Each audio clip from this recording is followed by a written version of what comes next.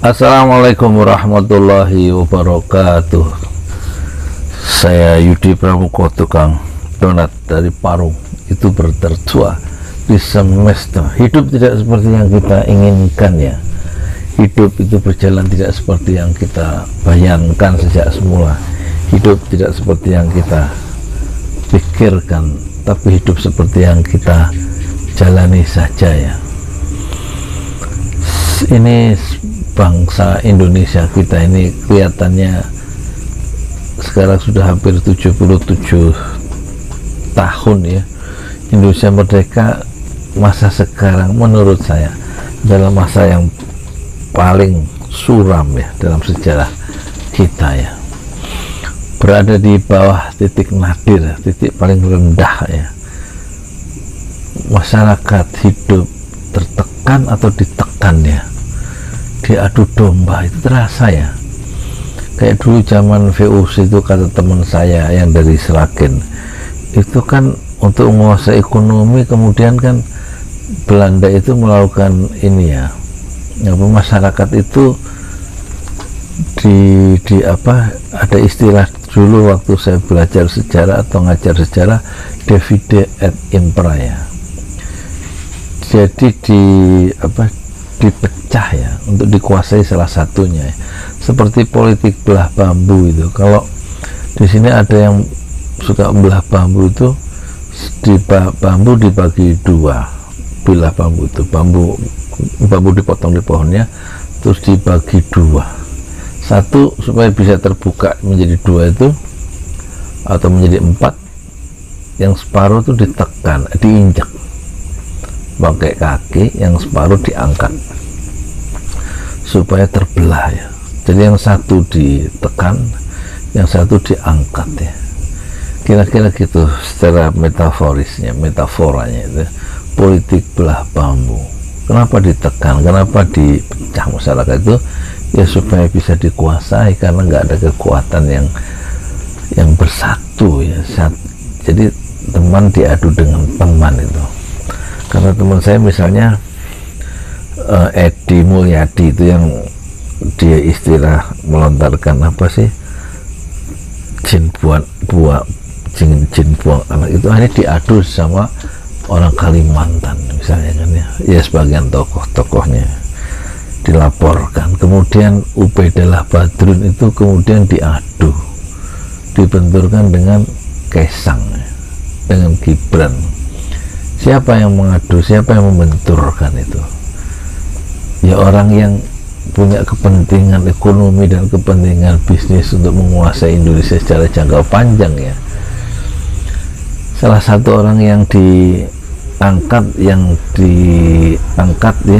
itu tentu dapat sejumlah perlakuan khusus, tetapi orang yang berada di balik itu yang membuat Indonesia tertekan dan Indonesia terbelah itu dia mendapat lebih banyak ya, triliunan mungkin yang dikelontorkan ke bawah ke beberapa orang yang jadi pion-pionnya yang dia angkat itu mungkin hanya sekian miliar, tapi dia mendapatkan triliunan.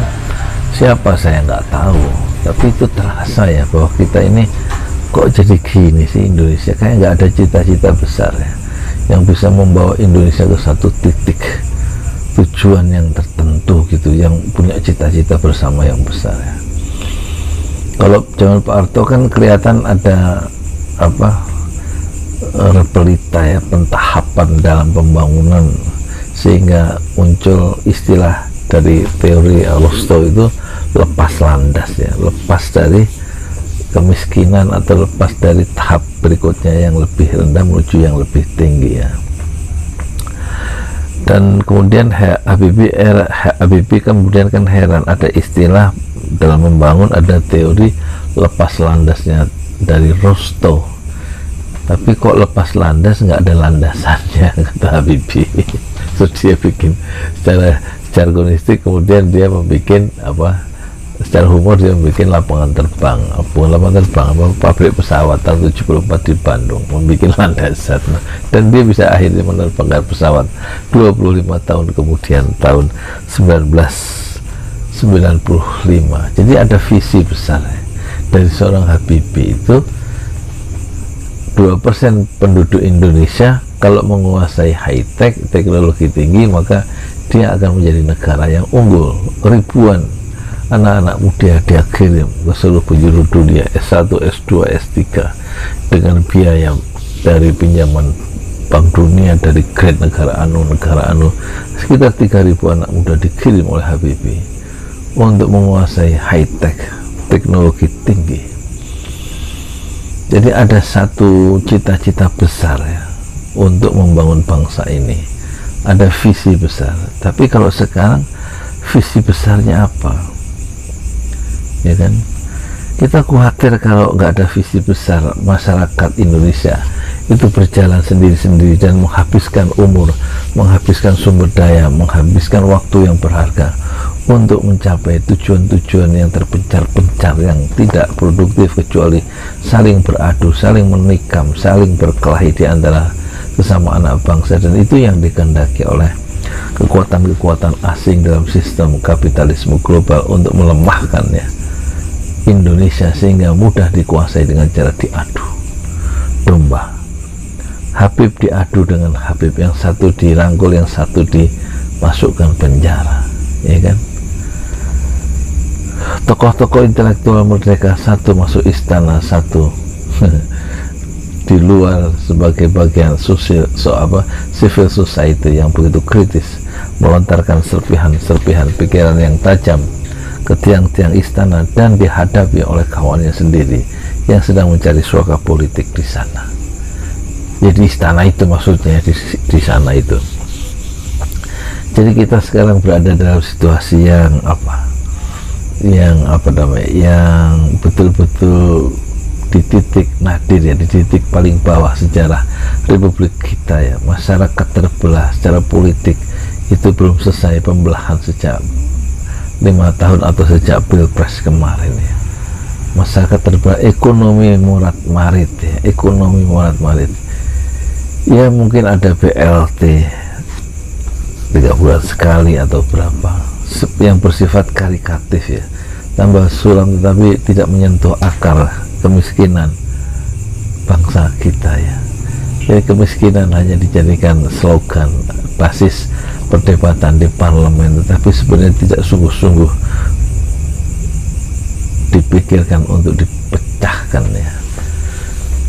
Sudah 2 tahun tidak sekolah secara normal, dan sudah 2 tahun orang tidak bekerja, susah mencari pekerjaan dengan alasan pandemi. Tetapi sebenarnya kita kehilangan cita-cita besar bersama, sehingga persoalan frasa jin buang anak itu menjadi persoalan ya.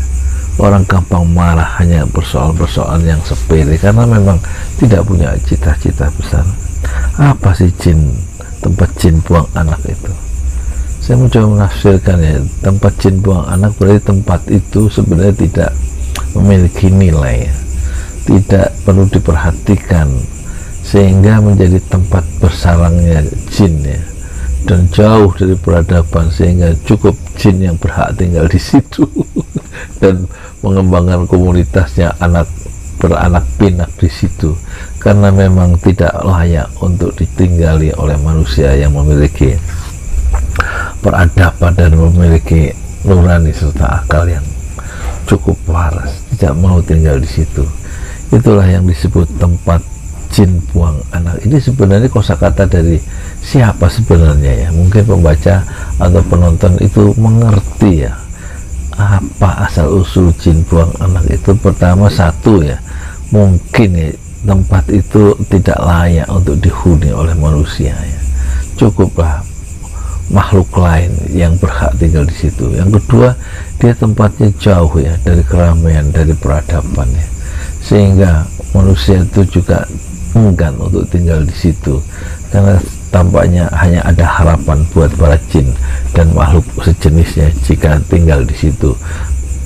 Peradaban, harapan manusia adalah di tempat yang lebih layak, bukan di situ. Yang ketiga, mungkin itu satu nggak tahu lah, pokoknya sekarang intinya bangsa kita ini bangsa yang sebentar-bentar lapor ya, sebentar-bentar lapor untuk persoalan-persoalan yang tidak esensial gitu ya, tidak esensial, kecuali kalau laporan Ubaidillah Badrun itu kan sangat signifikan ya, meskipun kita juga harus hati-hati ya. Ubaidillah Badrun sedang dibenturkan, dan akhirnya satu tokoh dibenturkan dengan tokoh lain, satu tokoh dibenturkan dengan masyarakat lain. Ini mesti ada yang di belakangnya, itu ada yang memanage ya, orang-orang yang canggih yang sengaja membentur-benturkan sehingga Indonesia mudah dikuasai, divide, dibagi atau dipecah kemudian dikuasai, karena mereka tidak sadar bahwa mereka itu sedang diadu domba supaya kekuatannya lemah sama sekali, sehingga ekonomi, politik, budaya semua dikuasai oleh siapa?